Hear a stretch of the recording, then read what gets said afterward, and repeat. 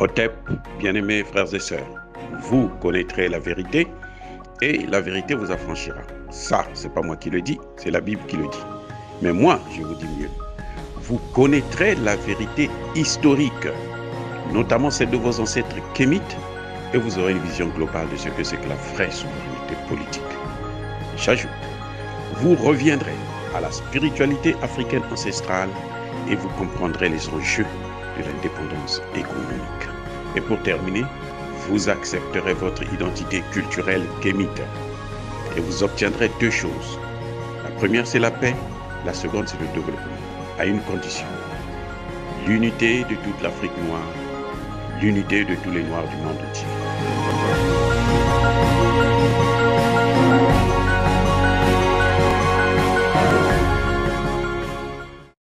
Otep à tous, bienvenue sur la chaîne des panafricanistes, par essence, par conviction et par excellence. Celle des citoyens kémites par nécessité et obligation de combat. Nous sommes une chaîne qui n'est guidée que par nos ancêtres, et rien que par les ancêtres qui appartiennent à l'égrégore du monde noir. Par conséquent, nous ne croyons en aucun Dieu venu de l'étranger. Toutefois, cette vidéo n'est aucunement destinée à inciter à la haine ou à la violence, car nous menons un combat politique, géopolitique et géostratégique contre l'impérialisme, le colonialisme, le néocolonialisme et l'endocoloniat.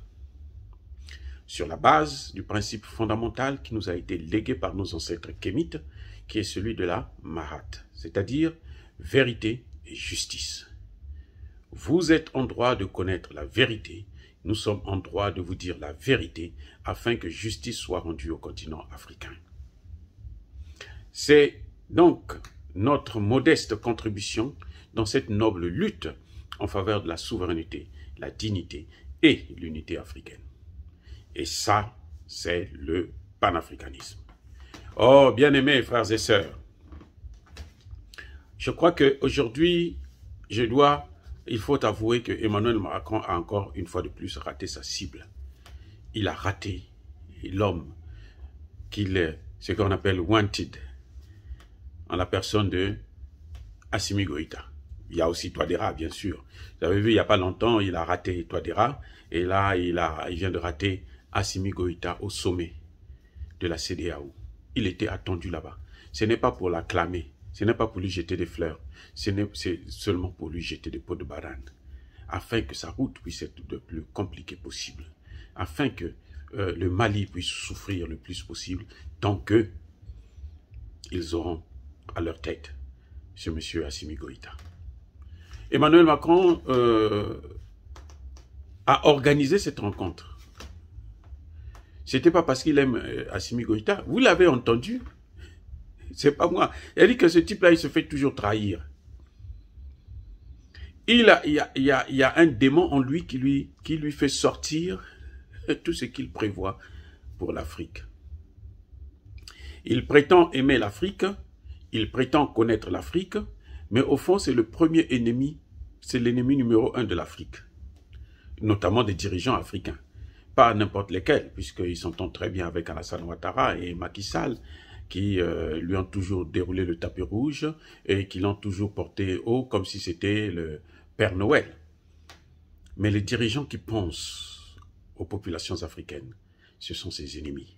C'est pour ça que parfois il se permet de vouloir passer outre ces dirigeants pour parler lui-même directement aux Africains. C'est qu'il n'a pas ce droit. Je peux vous le dire. Aucun droit, rien, aucun texte ne autorise à Emmanuel Macron de demander par exemple aux Maliens de haïr Assimi Goïta. Aucun. Dans aucune constitution au monde, dans aucun texte international. On dit qu'il faut haïr ces dirigeants. Non, au contraire. Puisque la Bible vous dit très bien que toute autorité vient de Dieu. Et surtout pas des gens comme Assimi Goïta ou Touadéra, Archange, qui sont des gens qui font exactement la volonté du peuple, la volonté de la jeunesse africaine. Donc, Assimi Goïta ne l'avait pas convoqué. Tout le monde le sait, que c'était une réunion qui avait été décidée par Emmanuel Macron. parce que Emmanuel Macron n'était pas content que Assimi Goïta ait suspendu RFI et France 24, ces deux médias mensonges, ces deux chaînes de propagande anti-Afrique, carrément, je le dis ouvertement, j'assume. Donc, cette colère, il avait bien précisé que je vais appeler Nana Akufo. Je vais parler avec lui pour qu'on prenne encore d'autres sanctions. Donc, Assimi Goïta aller là-bas, c'était pour soit se faire humilier comme un petit enfant, soit, c'était pour se faire piéger.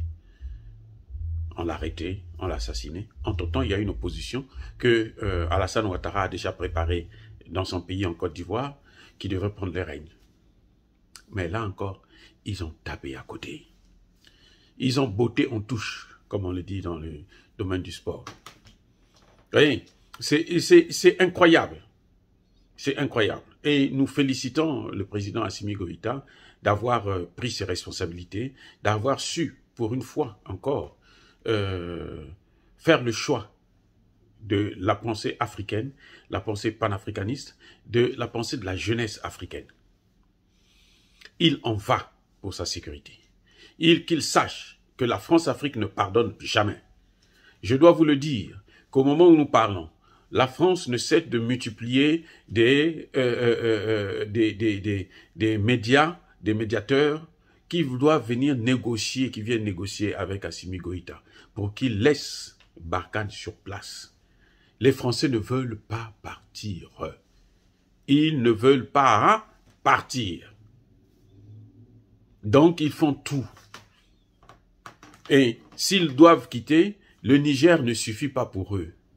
Parce que le Niger ne peut pas recevoir tous ces soldats-là. La population ne sera pas contente. D'ailleurs, même un seul soldat, la population ne sera pas contente. Monsieur Bazoum force la main. Donc, lui n'a que deux choix à faire. Soit il négocie comme il a fait avec Air France, qui, voyant que son chiffre d'affaires en Afrique devrait baisser considérablement, ils ont négocié pour qu'ils puissent reprendre les vols, tandis que Air Sénégal et Air Côte d'Ivoire, qui desservaient la ligne Bamako Sénégal ou Bamako Abidjan, ne puissent pas continuer à fonctionner. Donc, Air France est reparti. Et c'est ce qu'ils sont en train de faire aussi dans les coulisses pour amadouer Assimi Goïta. C'est pour ça que vous avez vu. Quand ils ont pris des sanctions, on a pris des sanctions contre le Premier ministre Choguel Kokala Maïga et puis d'autres gens, sauf Assimi Goïta. Donc, pour faire croire que ce sont deux personnes. C'est-à-dire qu'ils créent la division. Ils disent non, on condamne Choguel parce qu'il parle trop. Bon, lui, il dit tout. Très bien. Donc, on le condamne lui. On laisse Assimi Goïta pour le flatter. Comme ça, il va penser que nous sommes ses amis. Mais que Assimi Goïta sache que ce ne sont pas ses amis. S'ils peuvent l'avoir, ils vont faire de lui un boucher. C'est-à-dire qu'ils vont faire de lui ce qu'ils ont fait à Idriss Déby Itno. Eh oui. Ce sont les mêmes qui ont tué Idriss Déby Itno. Aujourd'hui, nous avons plus d'éléments qui le montrent, qui le prouvent. Ce n'est pas les rebelles qui ont tué Idriss Déby Itno. Ce n'est pas des rebelles. Il n'y avait pas de la bataille là où il se trouvait là, dans la tente là où il a été assassiné là, il n'y avait pas de bataille. Il y avait un tireur de loin qui a tiré.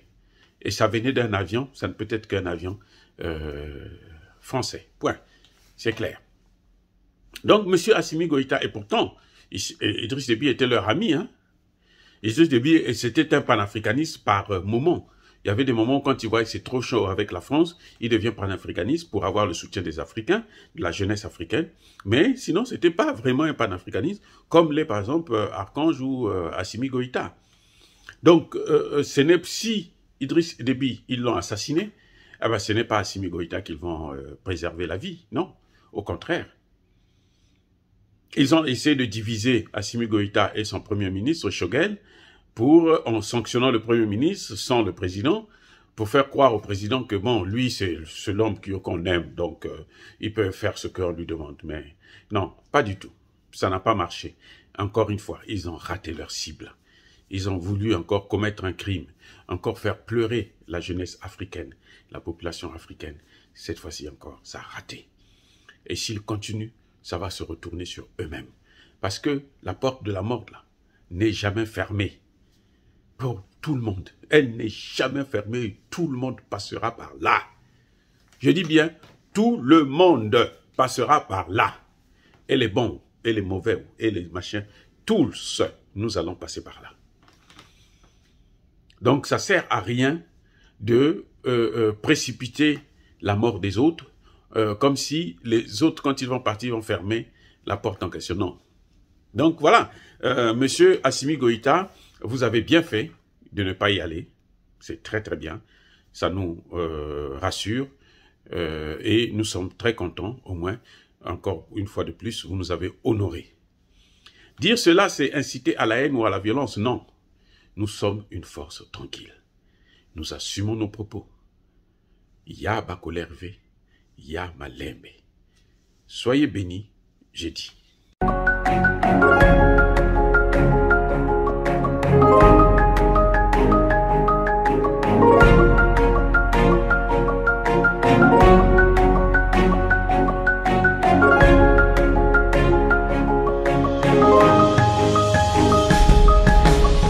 Eux, ils marchent par la foi et non par la vue. Mais moi, je vous conseille vivement de marcher par la connaissance scientifique et historique, notamment celle de nos ancêtres kémites, par les 5 sens et par l'intelligence. Otep, vive l'Afrique éternelle et que Dieu vous bénisse. Abou Apia.